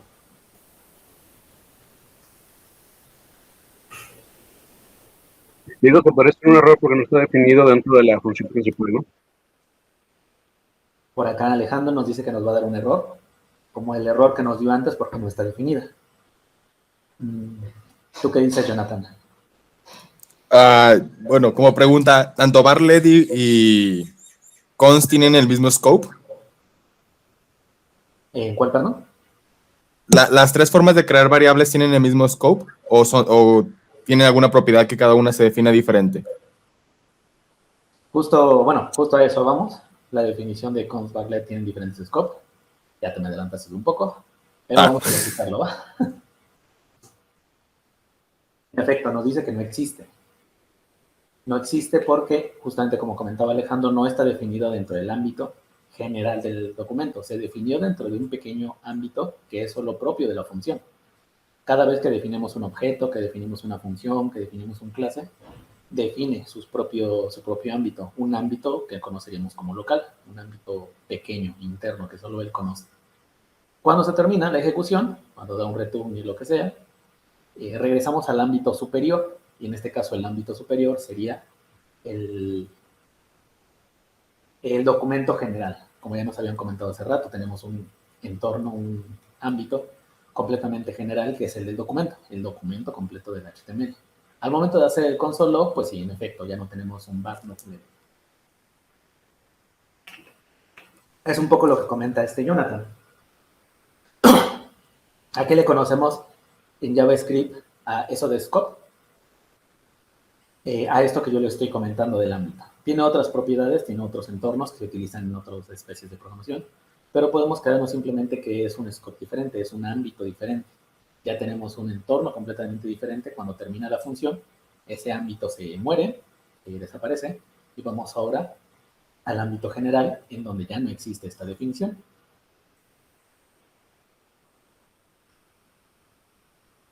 ¿Cómo podríamos hacerle para que podamos recuperar ese valor? Bueno,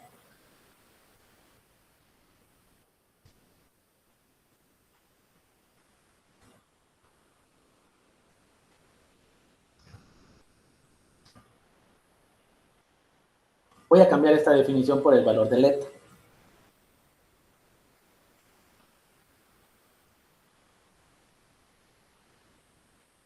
Vamos a ejecutar.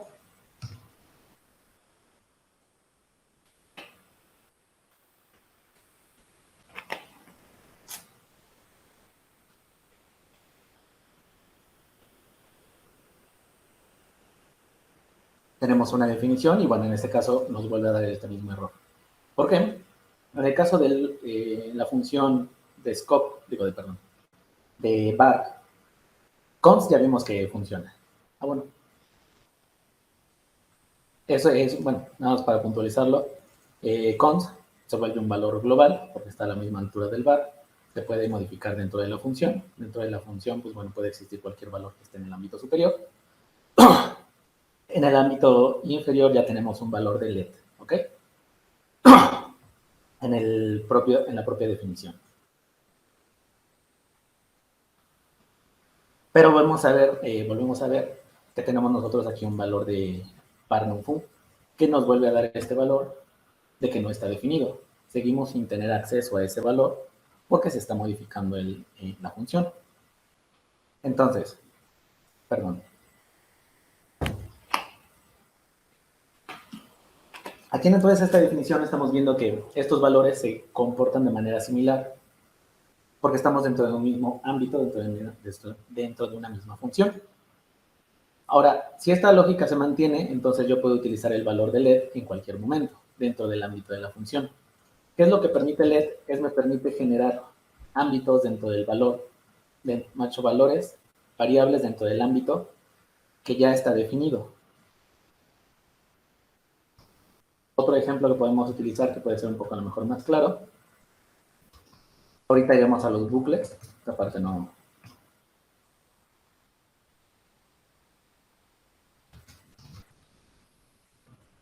se preocupen por esa parte ahorita.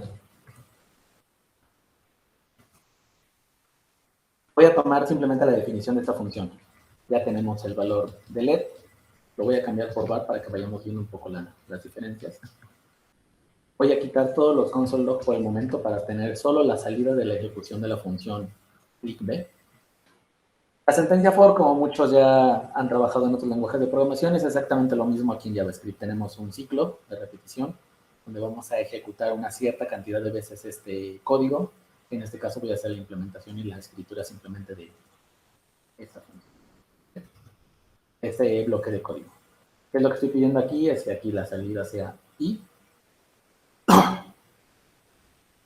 Estoy haciendo la escritura del var_num_func, que es el que teníamos asignado como 1000, y simplemente la impresión del valor en que se quedó i en ese momento. Me voy al código, pues bueno, tenemos el valor original, el 0, 1, 2, 3, 4, hasta el 9. Hice la salida del índice i en la parte de afuera del for, y bueno, esta es la salida que tenemos. Al último tenemos la impresión del 10, que es como vemos que se está manteniendo, porque en la última iteración, pues bueno, tenemos el valor de 10. Yo lo cambio por el let.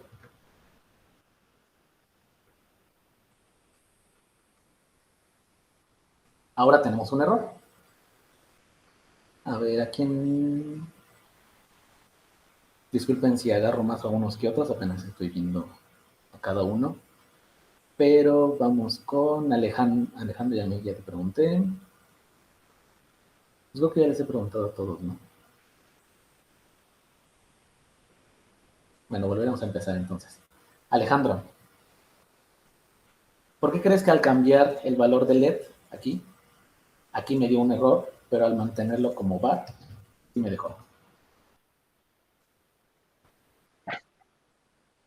Bueno, ahí supongo que puede ser porque el LED tiene un alcance menor que var, ¿no? Donde solamente se declaró para el ciclo for y de fuera de ello se excluyó la variable, supongo.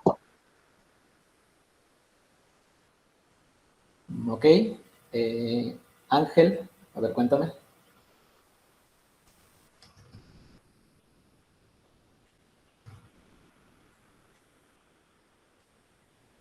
Creo que Ángel se nos fue.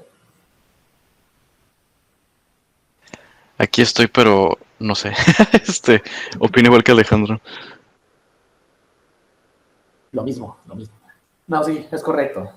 Aquí ciertas sentencias, ciertos bloques de código en JavaScript van a generar su mini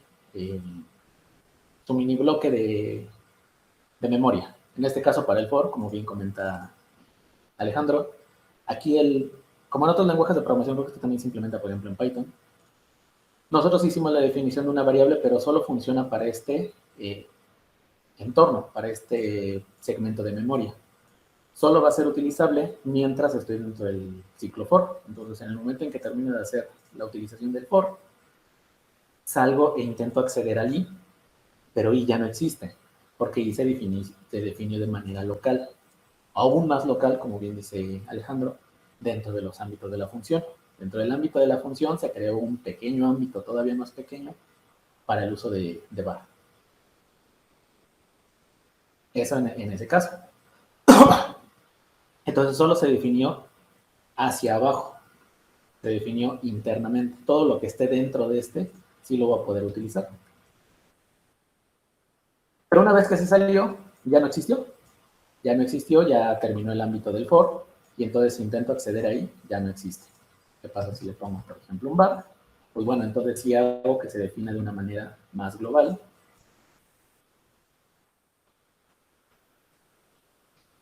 Y aquí sí me permite mantener el valor de i. Entonces, var, bueno, si nos quedamos un poquito con el resumen, utilizamos var cuando queremos hacer que sea accesible a todos los espacios de memoria. Es más, afuera de la función, voy a hacer la impresión de i. Bueno, abajo, porque no la tiene que mandar ahí. En este caso, Luis, platícame, ¿puedo saber, aquí con esta definición, podré acceder al valor de i en el último log? Yo digo que no, porque como bien dijiste, está fuera pues de la función, ¿no? Ya está declarada como si estuviera, pues está fuera. Correcto. Aquí solo depende cómo utilice yo el var, puedo hacer que siempre vaya hacia abajo, pero nunca hacia arriba. En el caso de LED es lo mismo. Cada vez que agarro hacia abajo, yo no puedo ir en valores hacia arriba. Aquí cuando yo hago la definición de este var, lo estoy haciendo a nivel general de todo este scope.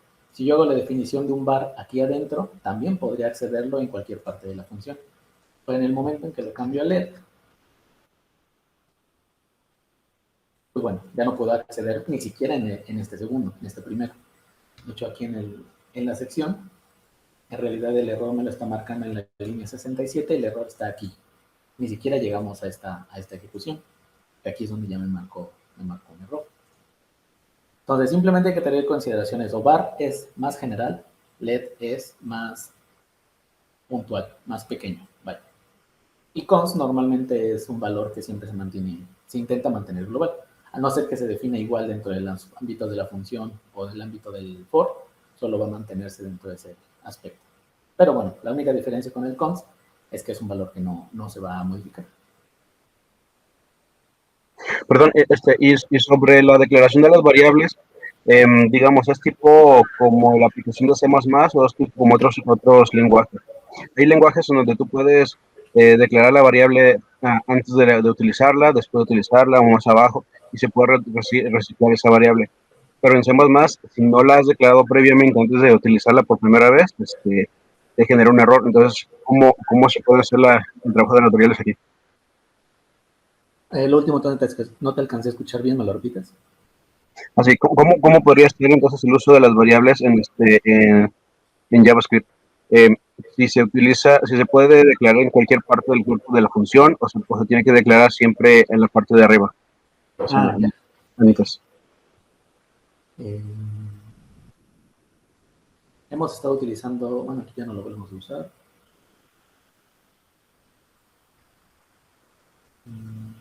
Bueno,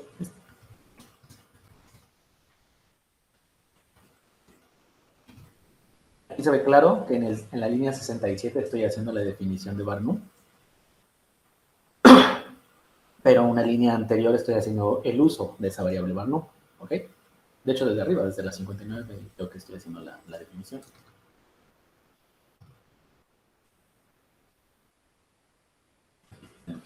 Aquí, si te das cuenta, tengo ya un undefined en el primero.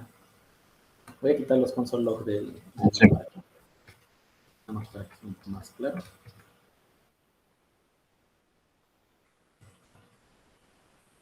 De los del for, para que sea un poco más claro. ¿Okay? En el primero, cuando yo estoy haciendo la definición, aunque tengo una definición con var acá abajo, cuando hago uso de la variable var num, como lo habíamos visto en las variables anteriores, pues bueno, tengo un undefined, no está definido, no sé qué sea. Solo está ahí, pero no me genera nada. Okay. Después hago una definición, una asignación, y en ese caso es cuando ya me da un valor de 100. Ahora, realmente JavaScript es tan libre que ni siquiera tienen que utilizarlo de var, let. En el caso del const sí, porque implica una restricción. Pero en el caso de todas las demás variables, no necesito hacer definición. Si se dan cuenta que yo ya tengo no hice definición previa, la definición con el var está abajo, pero yo hice aquí una definición como pequeña implícita. En este me da un indefinido y en este ya me da un valor. Entonces, sí, la realidad es que realmente ni siquiera tenemos que poner var, let y const. Es otra de las ventajas de tener un lenguaje tan libre. ¿Y el typeof de cuando no la declaras con var o let, qué sería? Vamos a poner.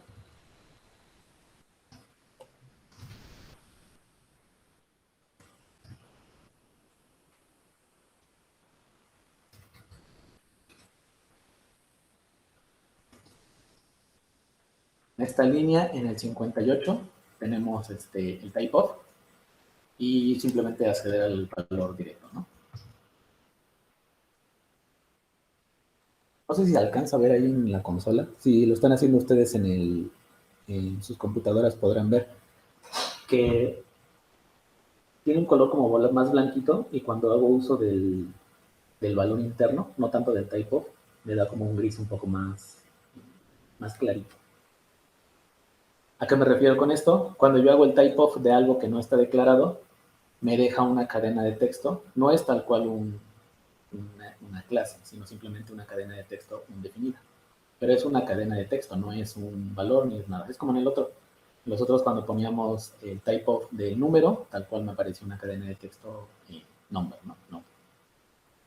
Cuando hago uso de la variable, pues ya me lo pone un poco más grisecito porque el valor interno que está definido en ese valor no está definido. Entonces, ¿qué tipo me regresaría? Si yo utilizo typeof de algo que no está definido, me regresaría un tipo indefinido. Todo el tipo de detallitos que hay que tener cuidado con JavaScript, porque en unos momentos me va a regresar el valor, que textualmente dice undefined, pero en otros momentos me va a regresar la clase, esto es al final una clase indefinida, pero me lo está marcando en valores de cadena. Entonces sí, en efecto, no puedo ni siquiera utilizar, no necesitaría ni siquiera que utilizar el let, el var y el const. Pueden o no hacerlo. Yo les recomiendo, como buenas prácticas de programación, y por eso justamente se los estamos poniendo, es que los hagan, los usen.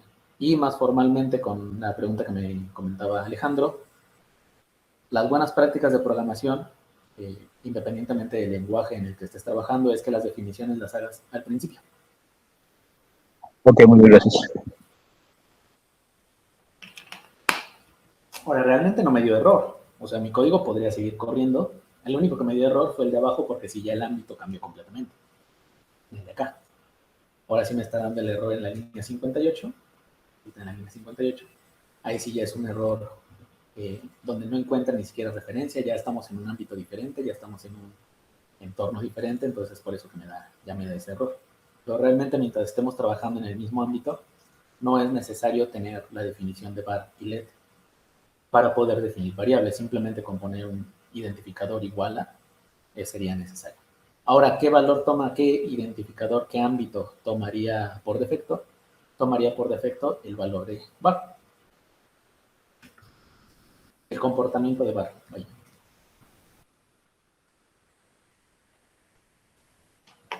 No sé si hay alguna duda, alguna pregunta sobre esto de los ámbitos de la variable. No, sobre ámbitos no, pero tengo una duda adicional. Imaginando que generas una función larga y en las primeras secciones te genera un error. Eso sucede ahí, como es un sistema interpretado, omite el error o genera esa advertencia, pero continúa con las siguientes líneas o se sale de la función. ¿Qué haría en esa parte? O sea, si yo pongo más funciones abajo de este error, por ejemplo. No, digamos, la misma función, pero con muchas líneas, muchas instrucciones. Pero en las primeras instrucciones hay un error. ¿Continuaría con las demás o se saldría de la función? Si te estoy entendiendo, sería algo así, ¿no? Aquí sabemos que me va a dar un error. Si este error solo lanzaría el error en la consola, pero seguiría con la ejecución de lo de abajo. ¿Sí es esto lo que me preguntaste? Disculpa. Sí. Ese es el ejemplo práctico. Ok. Aquí en este caso, si tuviera más llamadas de funciones, pasaría a la siguiente llamada. Aquí sí se detuvo porque de plano ya se murió por el error, pero técnicamente cuando es un lenguaje interpretado continuaría con las siguientes implementaciones. Aquí la función completamente se rompió y en este específico de esta función se muere. Aquí, porque aquí ya detectó un error que no puede tratar de ninguna forma. Ya sabemos que con var, pues sí lo va a resolver y pues sí pasaría a la siguiente implementación, a la siguiente línea. Ok, muy bien. En el 73, pues bueno, volvemos a tener otro error, que es el que me encuentra ahí. Tenemos este mismo. Línea 2. Bueno, también se detiene porque justo no encontramos un error que no puede, bueno, el navegador como tal encuentra una ejecución que no puede completar. Entonces sí, técnicamente al ser un lenguaje interpretado debería seguir las siguientes líneas, termina una, empieza otra, termina una, empieza otra, pero cuando encuentra errores de este tipo que no puede resolver de ninguna forma, sí, se rompe hasta esa línea. Hasta que no podamos resolverlo, pues bueno, nos pasaríamos a la siguiente ejecución. Ok, entonces aquí es donde es importante así buscarlos, ¿verdad? Ponerle el log errores, ¿no? Justo, pasaría si pusiéramos acá. Un error, log error, aunque tiene sus propiedades, sigue siendo solo una salida en consola. Bueno, no lo resolvió. Si resolviera este texto, solo sirve para poder cambiarle el colorcito y darle una mayor énfasis a la función. Pues les comentaba, realmente el log error solamente nos sirve para poder identificar donde hay algo muy específico, que realmente se rompió y hay que ponerle atención. Un ejemplo muy práctico de log error, por ejemplo, cuando hagamos consultas a las APIs, si el API nos regresa un error importante, no necesitamos que toda la aplicación se muera, sino simplemente podemos dar una salida con log error y ya tendríamos bien determinado de que hay un error de la petición. Pero en esencia, estas llamadas a log error hacen lo mismo, solo cambian un poquito el color en la consola.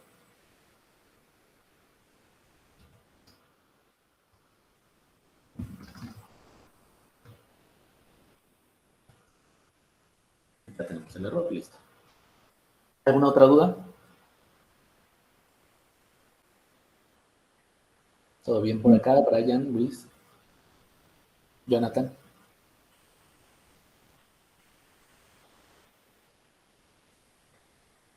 ¿Todo bien?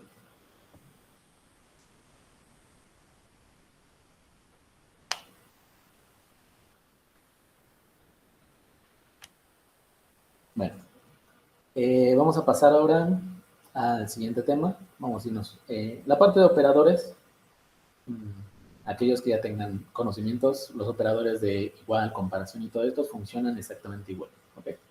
Para poderlo ejemplificar más fácil, vamos a pasar un poquito a lo que son las estructuras de control, if, while y todo eso.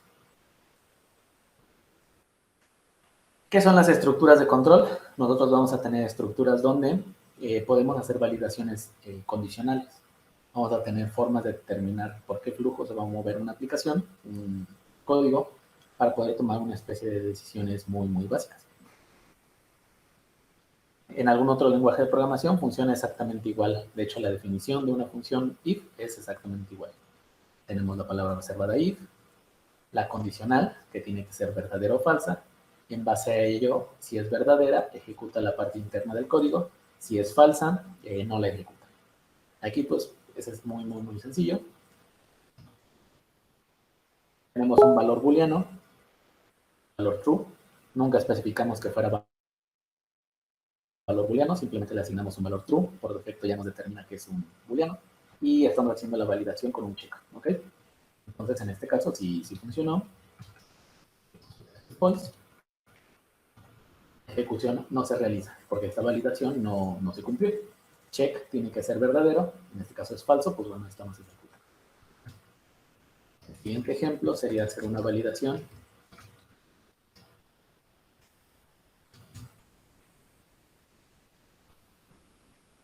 La sentencia else.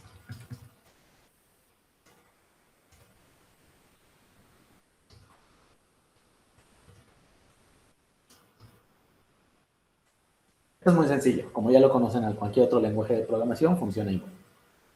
Ahora, vamos a ver pequeños detalles con respecto a la sentencia de control.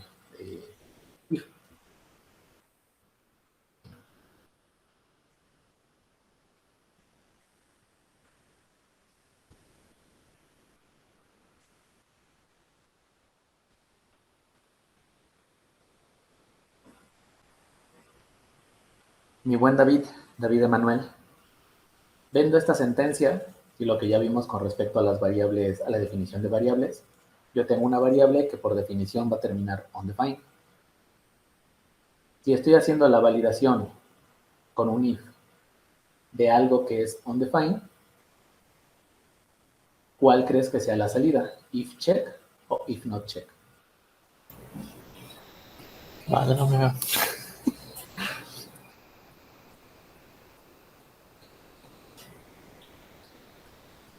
Recordemos que aquí la variable, con lo que vimos anteriormente de la definición, no estoy asignándole ningún tipo. No Así es. Ni booleano ni nada, ni número ni nada. Entonces, por defecto, por definición, va a ser una variable de tipo onDefined, no definida. Si esa yo la utilizo para hacer una validación con un if, ¿crees que ejecute if check, if not check? ¿Me va a dar un error?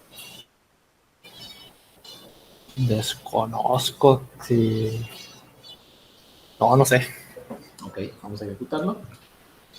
If not check. Vamos a presentar varios casos porque justo este es el detalle del if.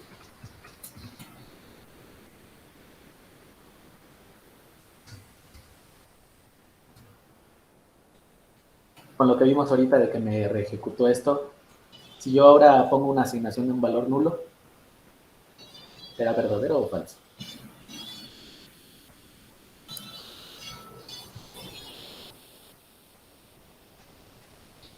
¿Sigo yo respondiendo? Sí. Ok. Nulo. Ay. No sé. Ok, me vuelve a dar que es falso. Ok. ¿A qué quiero llegar con esto? De que en JavaScript no es necesario utilizar... Bueno, a lo mejor sí están notando que JavaScript es un lenguaje muy, muy libre, porque no es necesario utilizar los operadores de comparación. Esto sería lo mismo que si yo hiciera...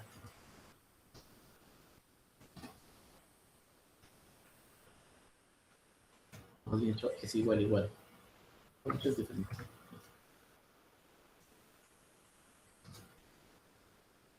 Esto me da el mismo resultado, porque le estoy preguntando que si es diferente de nulo. Y aquí podría poner pues, cualquier valor, al final. 1, por ejemplo. Le voy a volver a decir. Bueno, en este caso me dice que sí es diferente porque nulo sí es diferente de 1. Pero a diferencia de otros lenguajes de programación, donde nosotros tenemos que especificar concretamente qué es lo que se está comparando para poder determinar si es verdadero o falso la expresión, JavaScript me permite solamente considerar el contenido de la variable.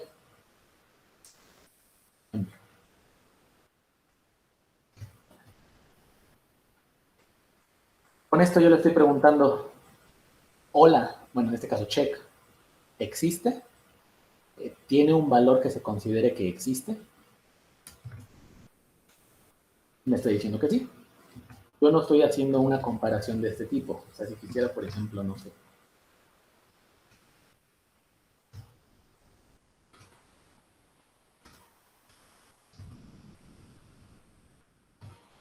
Esta comparación es verdadera porque el tipo de dato, estoy comparando una cadena con una cadena y entonces me está dando un resultado. Me está dando un retorno de los de operador de comparación que sería igual. Igual que en otros lenguajes de programación, el igual me permite comparar el contenido de dos variables. El valor o el contenido de check, bueno, type of check, es igual a string. Si aquí hiciera igual a 1, string 1, pues bueno, ahí sí me va a dar un negativo porque ya no es exactamente igual. Pero ni siquiera es necesario. Puedo simplemente hacer una validación para saber si esa variable tiene algún contenido. No necesariamente qué contenido tiene, simplemente con saber si está definida, si tiene algún valor. No importa ahorita cuál sea el valor, a excepción de que sea un bool falso, que ahí sí lo tomaré en cuenta. Entonces, yo puedo considerar estos valores. Entonces, aquí yo ya me ahorro también todas estas operaciones de comparación, a no ser que quiera comparar cantidad de mayor o menor, o mayor o igual, todo esto rollo. Entonces, sí puedo tener estos operadores, pero en este caso no sería necesario. Tengo, por ejemplo, este valor. ¿Qué valor me va a dar? ¿Qué definición me va a dar? Sí está definido, pero es un objeto vacío. Aún siendo un objeto vacío, me daría un check, porque el valor no estoy comparando cuál es el contenido o si el contenido es en sí vacío. Solamente estoy comparando, le estoy pidiendo al if que me compare que ese valor existe. No tiene cualquier valor, no me importa cuál sea el valor, o simplemente con que exista.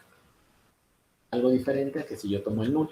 El null, recordemos que también es un objeto vacío, pero es un objeto. En este caso aquí la comparación, como ya lo vimos en el ejemplo, me va a decir no check. Algunos valores de existencia de las variables me los va a considerar falsos y otras veces me los va a considerar verdaderos. Entonces es importante saber para qué quieres hacer esa comparación. Esa comparación la quieres hacer por contenido, en este caso sería el contenido, o por existencia. Esta existencia es simplemente si existe, pero dentro de las definiciones de JavaScript, el valor nulo y el valor undefined los considera que son valores que no existen. No olvides suscribirte a nuestro canal y activar la campanita de notificaciones. Deja tu like y sé parte de la comunidad de Tech Gurus.